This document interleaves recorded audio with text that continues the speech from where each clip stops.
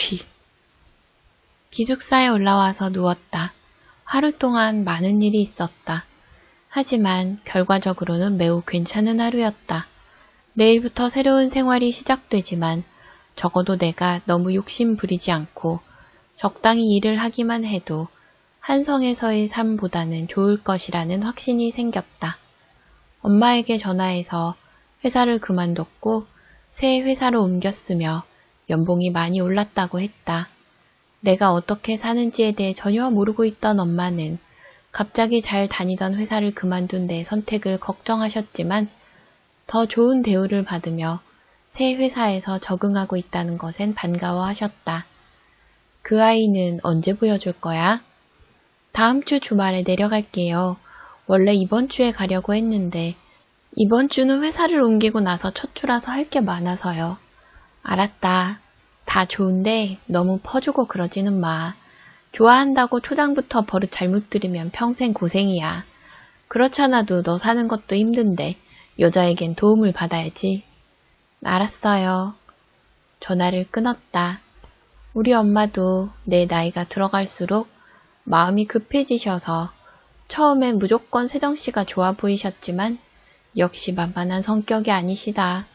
얼렁뚱땅 사람과 잘 가까워지는 세정씨를 믿어야 했지만 역시나 고부관계에 있어서는 내가 사는 평택과 부모님이 계신 경북 구미가 멀다는 것이 세정씨에게 해줄 수 있는 유일한 도움 같아서 미안했다.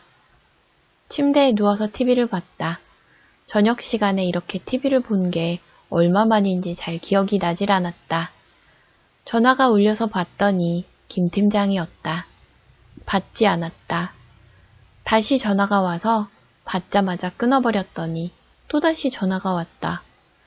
무슨 개소리를 하려나 라는 마음에 통화를 해서 김 팀장을 조롱하고 싶은 마음도 조금은 있어서 4번 만에 전화를 받았다. 놀랍게도 김 팀장은 화를 내지 않았다. 그러더니 매우 이상한 말을 하기 시작했다. 이 과장님, 통화 가능하시죠? 나보다 2살이 많은 김 팀장이 회사 입사 이후 처음으로 내게 존대를 했다. 네, 무슨 일이세요, 이 밤에요? 아시죠? 저희 회사 규정이 사직서를 내면 1달 뒤에 처리되는 거요. 하지만 전 경우가 다른데요. 일방적으로 해고를 당했으니까 그 규정과는 전혀 상관이 없는데요. 무슨 소리죠? 해고라니요. 누가 해고를 당했죠? 아, 사장님이 잠깐 화내신 거요? 그거야 그러실 수 있죠. 이 과장님을 누구보다 믿고 계신 데다가 배신을 당했다고 생각하시니까 잠깐 격해지셔서요. 어쨌거나 규정대로 1달 동안 출근해서 인수인계를 모두 완수해 주셨으면 해요. 엿을 먹으라는 것도 아니고 이건 아니잖아요. 업계에서도 얼마나 이 과장님 처신을 좋지 않게 보겠어요. 네, 소문을 내려면 내세요. 퇴직 절차도 제가 다 밟고 있었던 거 아시죠? 만약 퇴직금 가지고 장난치시다가는 한성에 매우 좋지 않은 일이 계속 벌어질 거예요. 인사관리도 다 제가 하고 있었던 거 아시죠?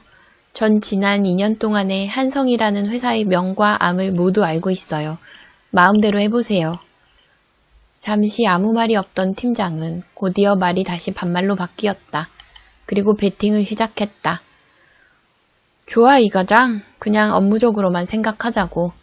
우리가 제시할 수 있는 건 연봉 4,800에 시간일 수당까지 쳐줄게. 여태까지 누구도 받지 못했던 액수라는 건 잘 알 거야. 돌아와. 사장이 눈이 돌면 정말 무슨 일을 하실지 모르니까 기회를 줄 때 돌아오는 게 좋아.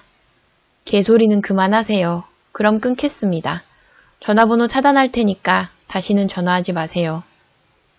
짠돌이 사장치고는 많이 굽힌 액수다. 하지만 돈도 돈이지만 생활의 질이 중요하다. 그리고 돈을 많이 주는 것은 그만큼의 일을 하길 바라는 것과 같다. 3,000을 받으면서도 그렇게 일하던 내가 4,800을 받으면서 정시 퇴근을 하기 시작하면 그 분란은 감당하기가 어려울 것이다. 전화가 왔다. 기계 재가동 시간이 됐다. 기계를 돌리려고 공장에 가서 기계를 살폈다. 기본적인 운영 체계가 같아서 별로 어렵거나 하지는 않았다. 돌아오는 인원에 맞춰 기계를 다시 재가동하고 나오는 물건들을 봤는데 정말로 3쇼트를 빼내고 나자 하자 없는 제품들이 양산되기 시작했다. 공장장의 말대로 7쇼트까지는 빼서 버리라고 하고 다른 기계들을 가동했다. 5대의 기계를 가동하는 데에 10여 분이 걸렸다. 일어나서 씻고 사람들에게 인사라도 하려고 식당에 갔더니 황 공장장이 새벽부터 일어나서 파자마 바람에 남은 밥을 물에 말아 김치랑 먹고 있었다.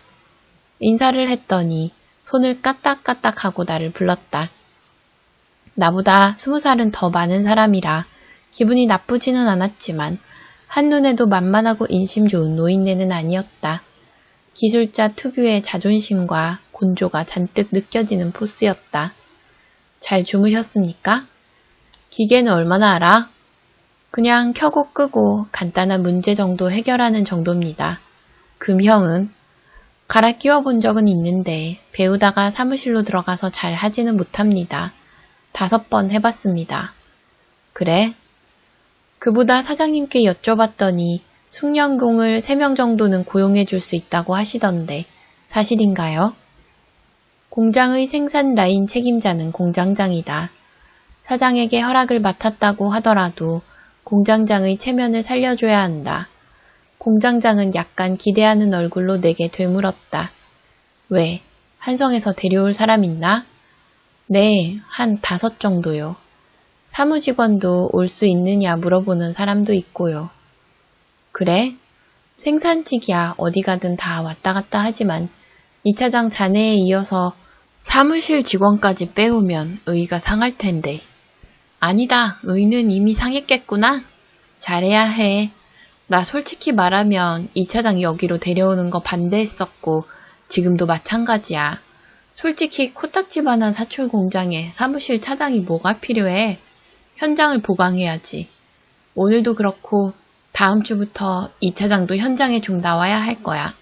현장을 모른 데서야 사무실 일을 할 수나 있나? 그렇지? 그렇다고 말해야 할 분위기였다. 적어도 내 밥을 내가 찾아 먹을 수 있을 때까지는 기존의 회사 사람과 부딪혀서는 곤란하다. 나는 순순히 그래야지요. 많이 가르쳐 주십시오. 라고 대답을 하고는 하나씩 들어오는 외국인 근로자들과 인사를 나눴다. 돌리는 기계가 7대밖에 되지 않는데 생각보다 작업자가 많았다. 원료 공급자까지 6명이면 충분할 것 같았는데 의외로 기계마다 전담 작업자가 붙어 있었다. 전부터 내가 원했던 시스템이다. 그래서 한성보다 더 불량률이 떨어지는 게 아닌가 싶었다. 하지만 한성의 시스템을 오래 겪어와서 좀 인력 낭비라는 생각이 들긴 했다. 조회에 들어가서 사장이 나를 소개했고 몇몇의 사람들은 호기심에 찬 눈으로 또 다른 몇몇은 기분 나쁜 눈으로 쳐다봤다. 작업자들이 교대한 후 공장장이 생산 일지를 검사하고 내게 전해줬는데 역시나 생산 일지는 엉망이었다. 하지만 난 새로운 일지를 도입하기보다는 일단은 공장 전체의 실재고를 파악하려고 했다. 원 재료가 얼마나 남아있고 생산된 제품이 얼마나 되는지, 각종 부자재는 어디 제품을 쓰는지 그런 것을 추적하다 보면 공장의 현재를 알게 된다. 내가 스프링노트 한 권을 들고 공장 여기저기를 다니며 재고를 조사하자 황 공장장이 아니꼬운 눈으로 날 보다가 곧 아직도 문제가 해결나지 않아 보이는 인몰드 기계로 가서 시험 사출을 하는 것이 보였다. 창고로 가서 쌓여있는 출고되기 전 제품들을 확인하고 있는데 놀라운 광경을 목격하고 말았다. 생쥐 한 마리가 제품을 쌓아놓은 팔레트 사이에서 휙 튀어나오더니 나를 가로질러서 공장 창고의 반대편으로 사라졌는데 식품 용기 회사에서 쥐가 돌아다니다니 얼토당토하는 상황이었다. 바로 황 공장장에게 찾아갔다. 공장장님, 창고에서 재고조사를 하다가 쥐를 봤습니다. 그래서? 제품을 모두 밖으로 빼고 모든 제품을 확인해야 합니다. 그리고 방서업체를 동원해서 쥐구멍을 찾아서 막아야지요. 지금 당장 해야 합니다. 혹시 급한 납품이 있습니까? 알아. 나도 그래야 하는 거 알기는 아는데 이 추위에 그걸 누가 해. 생쥐였지? 아주 작은 거. 나도 보긴 했는데. 생쥐가 있다는 건 어미쥐가 있다는 소리입니다. 겨울이라 밖으로 나가질 않을 테니까 미리 방지하지 못하면 큰일 납니다. 잘못하면 거래 끊깁니다. 그래, 그게 원칙이긴 한데 여태까지 큰 문제가 없었고 제품 출고할 때 잘 살펴보면 말도 안 됩니다. 안쪽에 파고 들어가서 상자들 가운데서 집 짓거나 박스 위에서 쥐가 다니면서 발자국 내고 똥 싸고 잘못하면 박스 사이에서 쥐똥이 발견될 수 있습니다. 아시죠? 그럼 그걸로 모든 납품은 끝입니다. 공장장은 짜증을 내기 시작했다. 그래서 어떻게 하겠다고? 당연히 다 빼야죠. 빼서 박스 하나하나 모두 검사해야 합니다. 일단 방서업체를 불러서 쥐를 잡아야 합니다. 그 뒤엔 쥐를 잡는 방서 시스템은 제가 잘 아니까 방서업체 부를 필요는 없고 공장 외부에 쥐틀 10개 정도 놓고 안쪽에도 8개 정도는 놓아야 할 것 같습니다. 오자마자 일을 만드는구만. 그렇게까지 할 필요는 없대도? 인생이 지겨운 노회한자의 귀찮아하는 얼굴을 황 공장장의 얼굴에서 찾아냈다. 세상의 어디에도 똥을 싸는 인간들은 있었다. 쥐를 잡겠다는 내 의견은 공장장의 느슨한 태도로 인해서 가로막혔다. 당장은 부딪히고 싶지도 않고 출하를 나갈 때 확실히 검사를 하겠다는 공장장의 말도 틀린 말은 아니어서 더 우기지는 않고 물러섰다. 고개를 숙이고 창고로 돌아와 재고조사를 마저 하고 있는데 누군가 다가와 말을 걸었다. 제전복에 마스크를 하고 있어도 다른 외국인 근로자에 비해 훌쩍 키가 커서 누군지 금방 알 수 있었다. 사장의 딸 정재인이었다. 나와는 안면이 있는 사이기도 했다. 얼굴을 보고 꾸벅 인사를 했더니 심각한 표정으로 내게 물어왔다. 이 차장님 말대로 하지 않으면 정말로 그런 문제가 생기나요? 네, 지금 당장은 아니더라도 겨울 내에 그런 일이 생긴다고 생각합니다. 겨울이 아니더라도 쥐는 반드시 잡아야 합니다. 번식이 빠르거든요. 그러면 해야지. 왜 거기서 뒤로 물러섰어요? 조직이란 게 그렇습니다. 사람이 많지 않아서 조직이 간단하기는 하지만 지금 공장에선 공장장님이 제 직속 상관이지 않습니까? 보고를 했고 그 상관이 하지 않는 문제에 대해서 직원들이 모두 있는 상황에서 따지고 들거나 제 마음대로 제품을 빼거나 하면 공장장님을 무시하는 처사가 되고 맙니다. 네, 알아요. 하지만 해야 할 일이면 하는 게 맞잖아요. 그렇지 않아도 점심 식사 자리에서나 아니면 저녁 식사 자리에서 조심스럽게 다시 한번 말씀드리려고 했습니다.